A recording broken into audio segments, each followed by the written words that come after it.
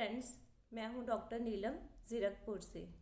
आज मैं आपको बताने जा रही हूं हाइपरटेंशन के बारे में।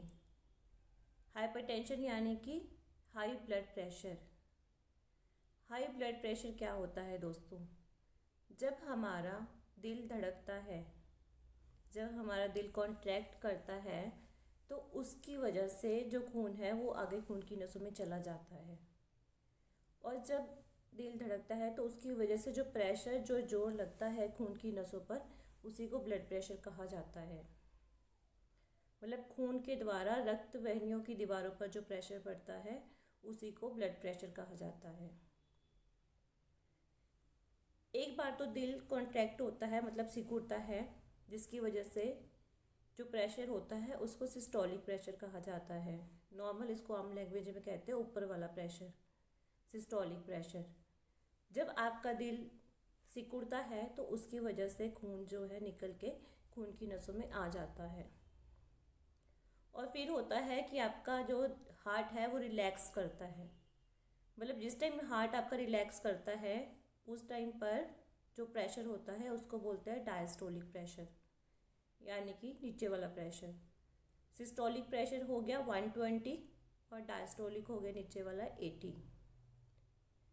अब जिस टाइम जो डायस्टोलिक प्रेशर है उस टाइम क्या होता है कि आपका जो खून है वो सारे शरीर से जो खून है वो दिल के अंदर आता है।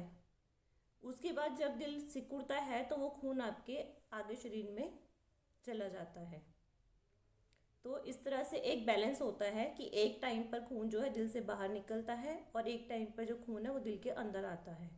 और ये बैलेंस बनाकर रखती है बॉडी की जितना ब्लड जो है हार्ट पंप करता है उतना ही उसके अंदर एंट्री होती है। तो इस तरह से एक मिनट में जो 5 लीटर का जो बैलेंस है वो बॉडी बनाकर रखती है। अब ये जो प्रेशर है, ब्लड प्रेशर 120/80, इसकी फ्लक्चुएशंस होती हैं, डिपेंड करता है जैसे एज के हिसाब से, मेल है फीमेल है, जेंडर के हिसाब से, टेम्परेचर के हिसाब से, किस क्लाइमेट में आप रहते हैं। जैसे शिमला है, बहुत ठंडा इलाका है, कुल्लू मनाली है, या कुछ इलाके बहुत गर्म होते हैं। थोड़ा आपकी जो भी लाइफस्टाइल है, फिज़िकल एक्टिविटी है आपकी लाइफस्टाइल में कि नहीं, आप रेस्टिंग स्टेज में हैं, आप रेस्ट कर रहे हैं, या आप एकदम काम करके आए हैं बाहर से, तो इसके हिसाब से जो है बीपी फ्लक्चुएट करता है +-10-20 पॉइंट्स। मतलब कि जैसे 120 नॉर्मल हम कह रहे हैं तो 120-140 भी हो सकता है, तो उसको भी नॉर्मल ही मानते हैं। और नीचे का जो है +10 तक, जैसे अगर 80 है, अगर 90 है तो भी नॉर्मल माना जाएगा। अगर 80 से कम है, 70, तो उसको नॉर्मल रेंज में काउंट करते हैं। और ऊपर का +20, अगर 120 से 140 तक है तो इट्स ओके। और अगर 120 से मान लो आपके 20 माइनस करते हैं 100, तो वो नॉर्मल रेंज में काउंट होता है। लेकिन अगर बहुत लंबे समय तक आपका ब्लड प्रेशर ज़्यादा आ रहा है तो आपको मेडिसिन स्टार्ट करने की रिक्वायरमेंट होती है। अब जब ब्लड प्रेशर ज़्यादा होता है तो क्या होता है? जब ब्लड प्रेशर बहुत ज़्यादा होता है उसकी वजह से खून की जो नसें होती हैं उसके अंदर वाली जो लेयर होती है उसके ऊपर स्क्रैचेस पड़ना स्टार्ट हो जाते हैं, क्योंकि जो खून है वो बहुत तेज़ी से फ्लो कर रहा होता है। जैसे मान लीजिए कि एक सड़क है, बिल्कुल नई सड़क है, उसके ऊपर आप गाड़ी चलाते हैं, कितनी स्मूथली गाड़ी चलती है। अगर वो सड़क आपकी खड्डों वाली हो जाए तो आप किस तरह से गाड़ी चलाएंगे? ब्रेक लगाई, फिर स्पीड करी, ब्रेक लगाई। तो उसी तरह से जब ब्लड प्रेशर आपके शरीर में ज़्यादा होता है तो खून की अंदर वाली नसों पे खड्डे, ये स्क्रैचेस पड़ जाते हैं। जब ये स्क्रैचेस पड़ते हैं तो बॉडी का जो सेल्फ मैकेनिज्म है कि वो उसको रिपेयर करता है, उसको हीलिंग करता है। ब्लड में जो प्लेटलेट्स हैं, जो दूसरे सेल्स हैं, उसको हील करते हैं। लेकिन जब ये प्रोसेस बहुत ज़्यादा लंबे समय तक होता है और ये डिफेंस मैकेनिज्म भी कहीं ना कहीं स्लो पड़ जाता है, तो उन खड्डों के ऊपर जो है क्लॉट्स जो है डिपॉजिट होना स्टार्ट हो जाते हैं। उसी में आकर platelets, cholesterol, fats, calcium deposit होता है और ये क्लॉट बनना स्टार्ट हो जाता है। नॉर्मली जो आपकी ब्लड वेसल्स के अंदर की लेयर होती है वो स्मूथ होती है और स्लिपरी होती है। अब ये ब्लड प्रेशर की वजह से वो स्मूथनेस जो है वो ख़त्म हो जाती है। अब इसके लिए आपको क्या करना पड़ेगा? इसके लिए आपको करना पड़ेगा अपनी जो ब्लड वेसल्स की अंदर की लेयर है उसको दोबारा से स्मूथ बनाना पड़ेगा। जो स्क्रैचेस उसके ऊपर पड़े हैं उसको ठीक करना पड़ेगा। तो वो कैसे करोगे आप? एक्चुअली हमारी जो बॉडी है उसमें होता है नाइट्रिक ऑक्साइड। नाइट्रिक ऑक्साइड जो हमारी खून की जो नसें होती है उसकी अंदर वाली लेयर नाइट्रिक ऑक्साइड बनाती है, जो कि इसकी रिपेयरिंग में हेल्प करती है। अगर आपको नाइट्रिक ऑक्साइड होगा तो आपकी जो ये है रिपेयरिंग हो जाएगी। अब नाइट्रिक ऑक्साइड जो होता है सारे फलों के अंदर होता है, सारी सब्जियों के अंदर होता है, सारे सलाद के अंदर होता है। आप इसको अपनी डाइट में बढ़ाओ जिससे कि नाइट्रिक ऑक्साइड प्रोड्यूस हो और आपकी जो ये ब्लड वेसल्स है उसको रिपेयर करे। दूसरा, नाइट्रिक ऑक्साइड आपकी जो वेसल्स होती हैं ब्लड की, खून की नसें, उसको सिकुड़ने से रोकता है। मान लीजिए किसी नस में क्लॉट बन गया, आपकी नस 40 से 50% ब्लॉक हो गई है, क्योंकि उसकी जो ओपनिंग थी वो इतनी होनी चाहिए थी, इतनी हो गई है। अगर ओपनिंग कम हो जाती है तब भी जो प्रेशर है वो बढ़ जाता है ऑटोमेटिक। और बाकी जो 50% बची है नस आपकी, वो ना सिकुड़े तो नाइट्रिक ऑक्साइड उसको बचा कर रखता है, तो इसलिए नाइट्रिक ऑक्साइड होना ज़रूरी है। अब दूसरा इफेक्ट आता है बीपी का कि ब्लड प्रेशर में आपका जो खून है वो बहुत तेज़ी से घूमता है, बहुत तेज़ी से सर्कुलेट करता है। उसकी वजह से क्या होता है कि आपके जो सेल्स हैं, जो टिश्यूज़ हैं, उनको ऑक्सीजन और जो ज़रूरी पोषक तत्व होते हैं वो नहीं मिलते हैं, क्योंकि वो इतनी स्पीड से आता है कि उनको इतना टाइम ही नहीं मिलता कि वो उसमें से ऑक्सीजन ले पाए या जो ज़रूरी तत्व उसको ले पाए, या फिर जो उनके बीच में सेल्स में, टिश्यूज़ में वेस्ट प्रोडक्ट इकट्ठा हो रहा है, टॉक्सिस इकट्ठे हो रहे हैं, वो ब्लड में नहीं दे पाते ताकि वो जहाँ पर वेस्ट प्रोडक्ट एक्सक्रीट होना है वहाँ तक पहुँच पाए। तो धीरे धीरे करके जो है इसका असर आपके ऑर्गन्स पे आता है। जिन ऑर्गन्स की ब्लड सप्लाई ज़्यादा होती है, जिस ऑर्गन्स को खून ज़्यादा चाहिए होता है, इसलिए सबसे पहले उसी के ऊपर असर आता है। जैसे कि आपका हो गया किडनी, गुर्दों को ब्लड सप्लाई ज़्यादा चाहिए होती है, वो पूरा दिन काम करते हैं। दिल हो गया आपका, मस्तिष्क, सेंट्रल नर्वस सिस्टम, आपकी आइज़, बाकी और सारी बॉडी पे इफेक्ट आता है इसका, बट मेन इन ऑर्गन्स पे ज़्यादा आता है। अब बीपी जब आपका बढ़ता है तो उसके क्या सिम्टम्स होते हैं? देखो, वैसे बीपी जो है कई बार कोई सिम्टम नहीं आता, और अगर आता है तो जैसे किसी को सिर में दर्द होता है बहुत ज़्यादा, घबराहट होती है बहुत, या फिर किसी को चक्कर आते हैं, कई बार ब्लीडिंग हो जाती है, नाक में से खून आना शुरू हो जाता है, किसी को उल्टी आने का मन भी करता है, या किसी की जो दिल की धड़कन है, पैल्पिटेशन होता है उसको फीलिंग। तो ये जो है लक्षण है बीपी के। बाकी डिपेंड करते हैं कि बीपी आपको किस कारण से है, उसमें कोई और बीमारी है आपको कि नहीं, वो सारी डिटेल फिर चेक करनी पड़ती है। प्रेशर या हाइपरटेंशन किन कारणों से बढ़ता है, इसके क्या रीजंस होते हैं? पहला होता है ब्लड वॉल्यूम। ब्लड वॉल्यूम मतलब कि जैसे आपका जो दिल है वो 1 मिनट के अंदर 5 लीटर खून को घुमाता है। बॉडी में ऐसा रहता है कि लेवल जो है बना रहता है, लेकिन किसी कारण से अगर आपका ब्लड वॉल्यूम ज़्यादा हो जाता है, मान लीजिए कि अगर दिल को 1 मिनट में 5 लीटर खून घुमाना है लेकिन किसी कारण से उसको 6 लीटर या 7 लीटर घुमाना पड़ता है, तो आपको जो हार्ट है उसको ज़्यादा काम करना पड़ेगा, तो ऑटोमेटिक जो है बीपी आपका ज़्यादा हो जाएगा। ऐसा जैसे मान लो किडनी की प्रॉब्लम में होता है, जैसे किडनी में जो है वाटर का इम्बैलेंस होना स्टार्ट हो जाता है। अब किसी को किडनी प्रॉब्लम है तो शरीर में पानी की क्वांटिटी ज़्यादा हो जाती है, या फिर जो लोग जैसे नमक ज़्यादा खाते हैं, नमक जो है शरीर में पानी को रोक कर रखता है, शरीर में पानी की क्वांटिटी बढ़ा देता है। इसीलिए जो है पेशेंट को बोला जाता है कि आप नमक जो है कम से कम खाएं। अगर आपको लेना भी है तो आप सेंधा नमक यूज़ करें। तो या फिर कई बार ऐसा होता है कि इलेक्ट्रोलाइट्स का इम्बैलेंस हो जाता है, जो सेल्स और टिश्यूज़ के अंदर, आपकी बाकी बॉडी के अंदर जो पानी है वो जो है आपकी ब्लड वेसल्स में आ जाता है और ब्लड वॉल्यूम को बढ़ा देता है।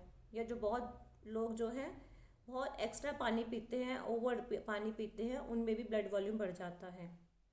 पहला रीज़न तो ये हो गया कि आपका जो है ब्लड वॉल्यूम ज़्यादा हो जाए किसी कारण से।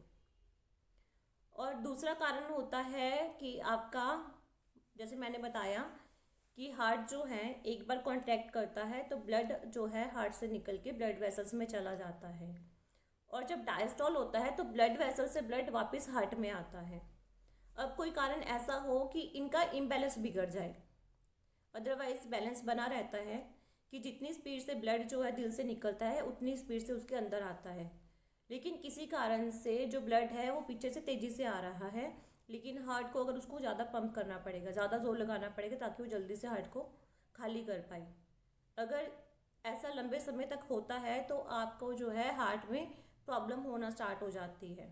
हार्ट जो है आपका इनलार्ज होना शुरू हो जाता है, क्योंकि अगर पीछे से तेज़ स्पीड से ब्लड आएगा तो हार्ट अपने आप को फैलाएगा उसको मेंटेन करने के लिए, एडजस्ट करने के लिए। एक बार अगर यही चीज़ लंबे समय तक रहती है तो आपको हार्ट में हाइपरट्रॉफी हो जाती है, जैसे आपने सुना होगा लेफ्ट वेंट्रिकल हाइपरट्रॉफी या हार्ट इनलार्ज हो जाता है, तो ऐसी कंडीशंस में होता है।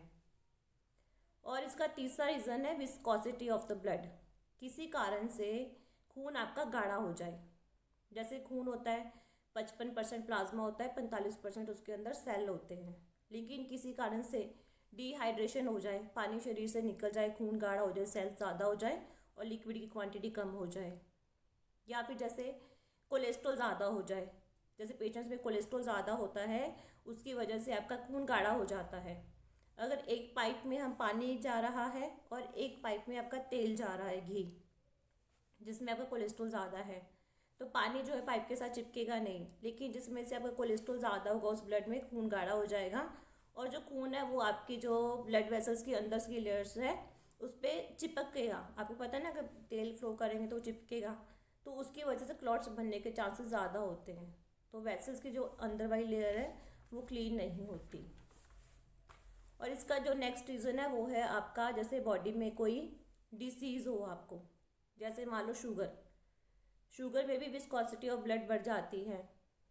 और जैसे होता है आपकी किडनी की प्रॉब्लम, या ऑलरेडी आपको पहले से ही हार्ट की प्रॉब्लम हो, हार्ट की मसल्स वीक हों, वो ब्लड को कंट्रोल नहीं कर पाती हैं, मसल्स वीक होती है, एडजस्ट नहीं कर पाती।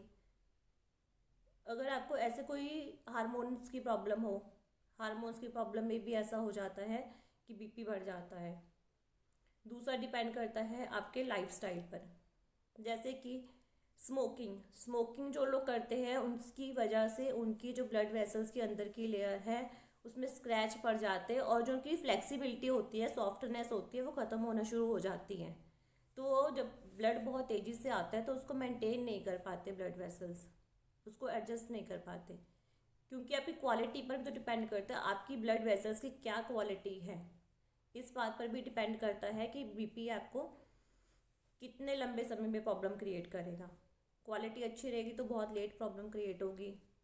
अगर आप पहले ही जो ब्लड वेसल्स है, हार्ट है, उसको न्यूट्रिशन नहीं मिल रहा है तो प्रॉब्लम बहुत जल्दी क्रिएट हो जाती है। इसीलिए कहते हैं कि डाइजेस्टिव इश्यूज अपने ठीक रखो, लीवर को अपने ठीक रखो, क्योंकि खाया पिया डाइजेशन ठीक रहेगा, मेटाबॉलिज्म ठीक रहेगा, तो एटलीस्ट आपकी ब्लड वेसल्स की, हार्ट की, किडनी की, बाकी सारे ऑर्गन्स की जो इम्यूनिटी है वो ठीक रहेगी।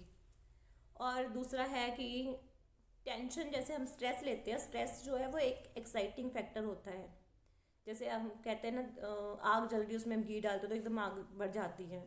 तो स्ट्रेस जो है वो एक्साइटमेंट का काम करता है। स्ट्रेस की वजह से बीपी थोड़ी देर के लिए बढ़ जाता है, जैसे आपने स्ट्रेस नहीं लिया वैसे ही बीपी नॉर्मल हो जाता है। तो इसी तरह से अगर आप बहुत ऑयली खाते हैं, बहुत मसालेदार खाते हैं, नॉन वेज खाते हैं, तो इसकी वजह से आपका खून गाढ़ा हो जाता है, उसमें कोलेस्ट्रॉल ज़्यादा हो जाता है और वो नसों में चिपकना शुरू हो जाता है, उसकी वजह से दिल को ज़्यादा काम करना पड़ता है।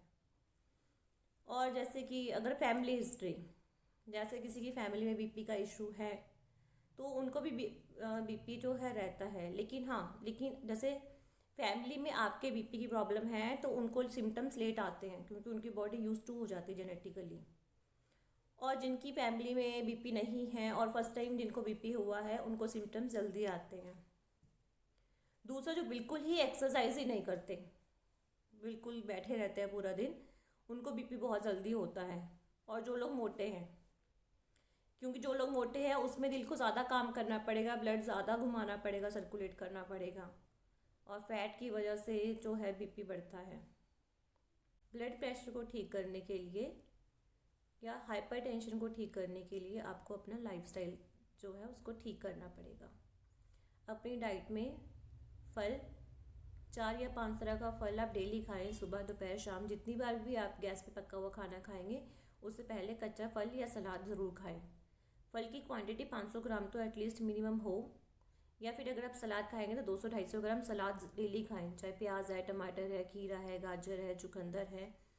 और साथ में हरे पत्ते जो है अपने सलाद में ज़रूर शामिल करें, जैसे धनिया है, पुदीना है, पालक है, तेज पत्ता है, तुलसी है। कच्चे लीव्स, हरे लीव्स जो है उसको अपने डाइट में शामिल करें। ड्राई फ्रूट्स आप ले सकते हैं, कम क्वांटिटी में ले सकते हैं, जैसे अखरोट है, रात को भिगो कर रखो, सुबह खाली पेट लें। और जितना भी जैसे रिफाइंड है, डालडा घी है, आप इसको बिल्कुल यूज़ नहीं करेंगे। सिर्फ आप mustard oil, olive oil, coconut oil use कर सकते हैं, वो भी कम क्वांटिटी में। और अगर घी लेना है तो सिर्फ गाय का शुद्ध देसी घी प्योर, उसको आप यूज़ कर सकते हैं। स्पाइसी मसालेदार बिल्कुल मत खाएं। कोल्ड ड्रिंक्स है, पैक्ड फूड है, मैदे से बनी चीज़ें बिल्कुल बंद करनी पड़ेंगी आपको। जूसेस आप ले सकते हैं, बट जितनी बार भी जूस लें, फल लें, कोशिश करें खाने से पहले लें। अगर आप चपाती हैं, 2 चपाती आप ले सकते हैं सुबह या दोपहर को। शाम को कोशिश करें कि सूरज छिपने तक खाना खा लें। बाद में अगर आपको खाना है तो सब्जियों का सूप, सब्जी ले लें।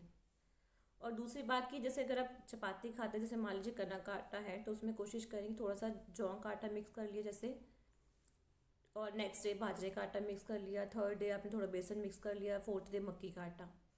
मतलब ऐसे अगर चपाती बनाकर खाएंगे तो उससे आपको ज़्यादा बेनिफिट मिलेगा। लिक्विड जो है, आप पानी जो है बैठ कर पिएँ और घूट घूट करके पिएँ, एकदम इकट्ठा गिलास भर के पानी मत पिएँ। कोशिश ऐसा ही करें कि थोड़ा थोड़ा पानी, लेकिन थोड़ी देर के बाद लेते रहें, हर 15-20 मिनट के बाद। क्योंकि अगर आपके पेट में गैस बनेगा, एसिडिटी बनेगी, तो भी बीपी होने के चांसेस रहते हैं। तो आप अपने डाइजेशन को ठीक रखें, और डाइजेशन को ठीक करने के लिए आपको खाने पीने का जो है ध्यान रखना पड़ेगा। एक्सरसाइज आप कीजिए किसी भी तरह, चाहे आप सैर कीजिए, एक्सरसाइज कीजिए, डांस कीजिए, एरोबिक्स कीजिए, जिससे आपकी बॉडी फिजिकली जो है फिट रहे। तो आधा घंटा 1 घंटा आप इसके लिए आप ज़रूर निकालें। आलोम विलोम आप कर सकते हैं, ताकि ऑक्सीजन लेवल आपकी बॉडी में जो है बैलेंस रहे।